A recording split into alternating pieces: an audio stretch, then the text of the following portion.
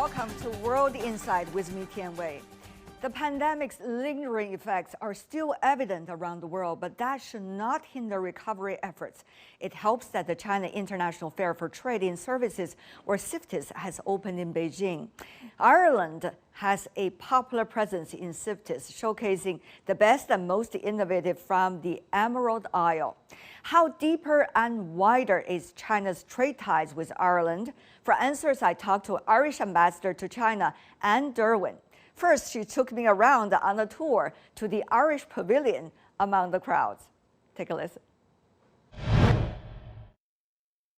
Thank you for showing me around, Madam Ambassador. Oh, my pleasure. I'm delighted to have had the opportunity. Thank you. It was such a crowded place. People really like it. Absolutely. I think, we always draw a crowd. Last year we drew a big crowd because we had Irish dancing, but this year we have many more things to show, so music, and we'll have some Irish sport demonstrations as well. How do you see the ever-increasing contact and cooperation between China and Ireland despite of the pandemic challenge?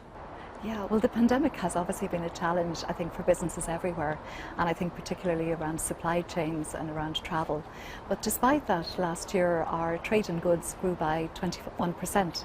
So we've actually, been very resilient, and we're delighted the way our exports to China have held up. Trade and services, we don't have the figures as yet for last year, but we know they've grown.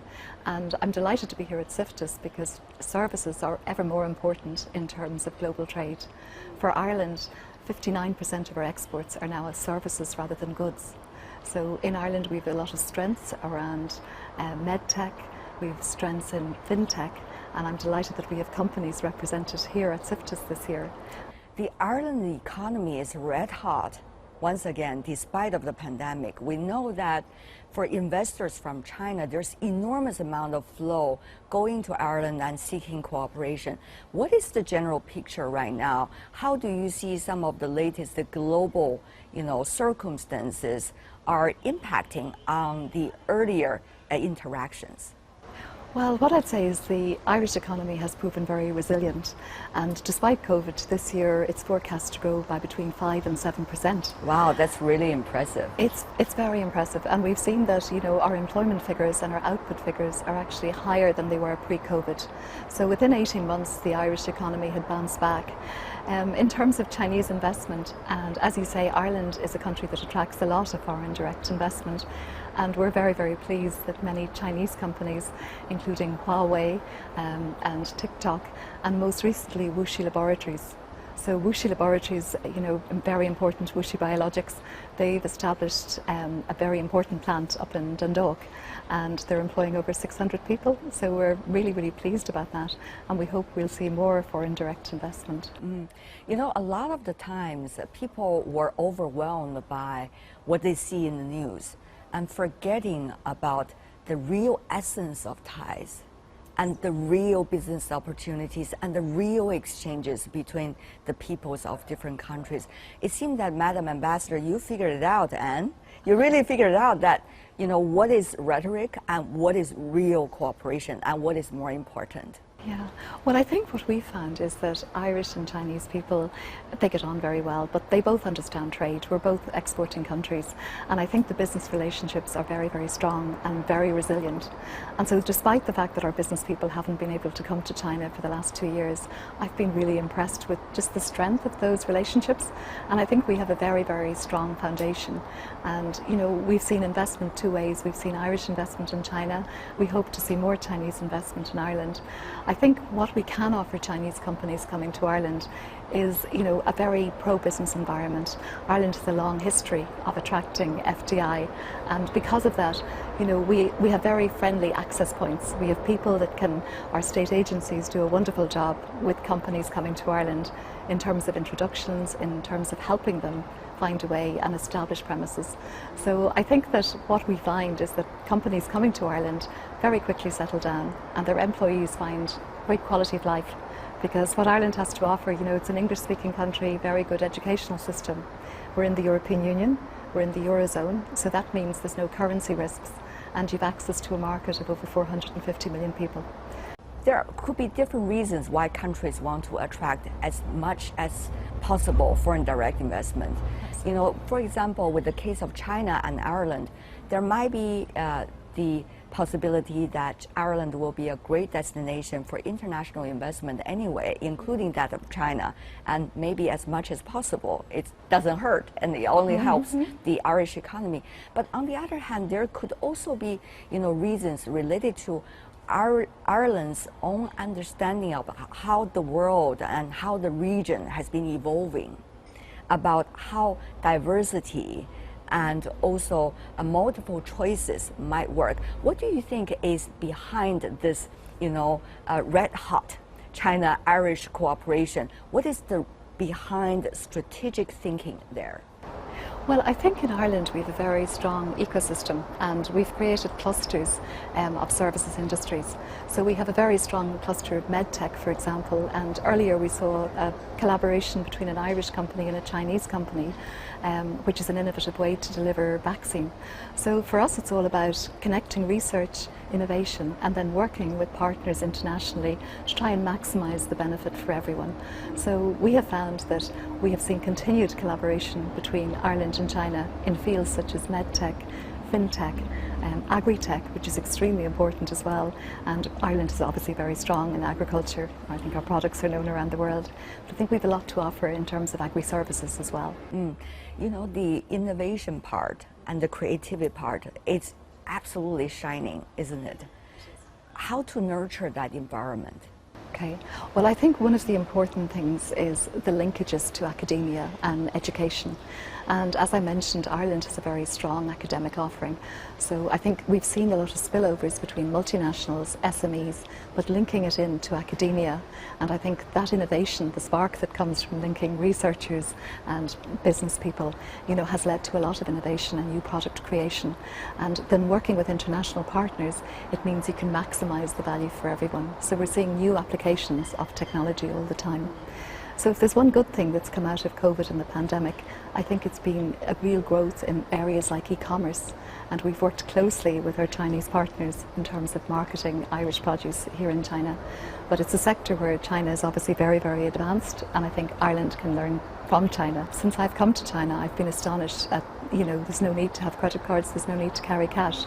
So purchasing, you know, through WeChat, through Alipay, it just means that e-commerce is so much more convenient and so more practical. And I think we can learn a lot in those spaces. But I think we can offer a lot of solutions around fintech. And we have a lot of very impressive fintech companies that are here this year. So one, for example, a unicorn, is called Finergo. It's an Irish company that has gone from strength to strength, and it's grown to over €1 billion. And what we're seeing now is we're seeing them offering solutions, tailor-made solutions for some of the biggest financial institutions in the world. Not only Chinese tech companies, of course, but you know, companies like Meta, Google, that are also seeking their regional destination in Ireland. Yeah. So how do you see this flooding in of tech companies? How is that going to transform, you know, the Irish economy? Meanwhile, what's likely to be the chemistry, even among them? You know, the international commerce. Absolutely. Well, what we've seen in Ireland is, as you say, you know, a huge influx of foreign companies. And that has totally transformed the Irish economy. So we're a major exporting economy. We're one of the most globalised countries in the world. Most of our population, you know, traditionally it was 100% Irish born.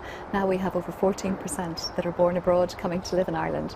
So it's created a really diverse dynamic. It's a very exciting place where I think there's a lot of creativity. Some of the finest minds are working on finding solutions, and some of those solutions are for, you know, major global challenges like climate change, sustainability.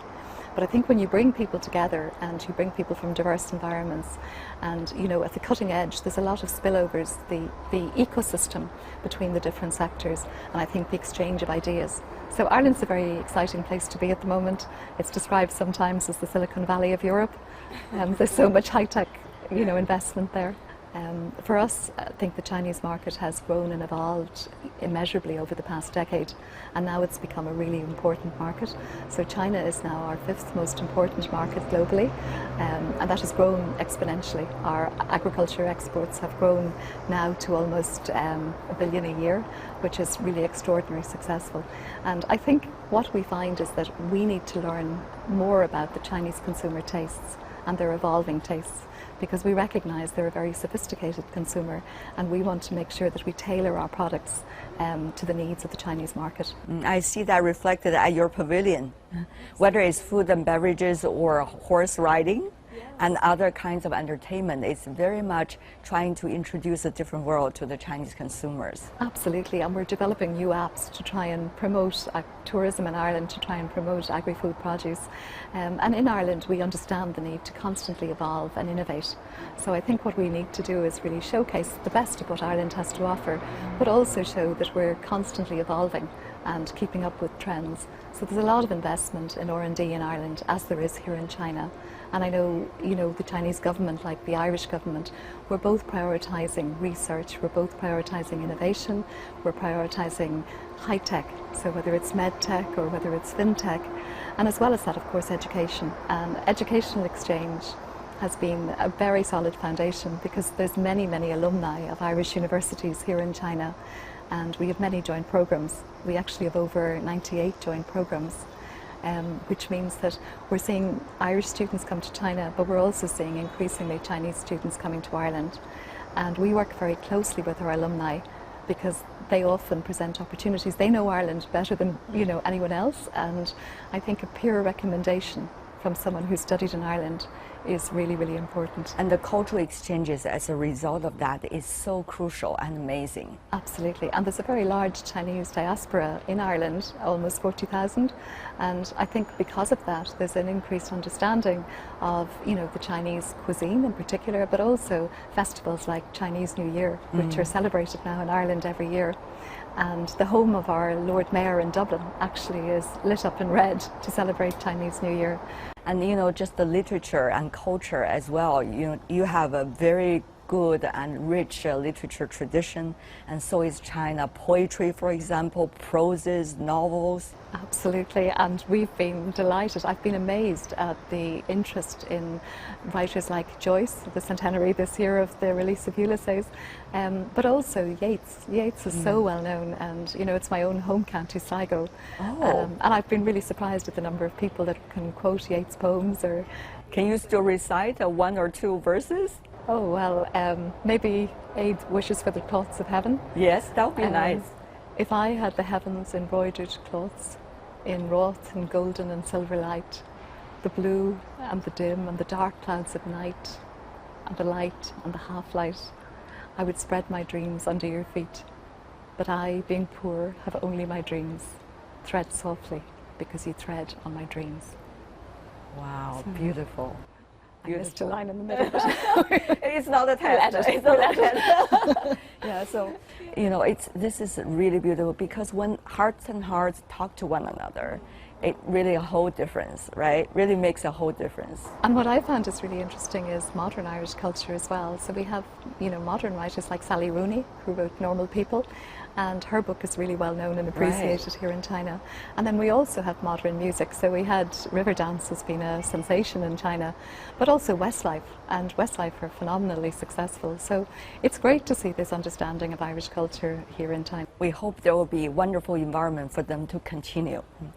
Madam Ambassador, after comparing notes on all the wonderful development, I have to point out one challenge that Europe as a whole is facing, at least for the rest of this year, the energy crisis.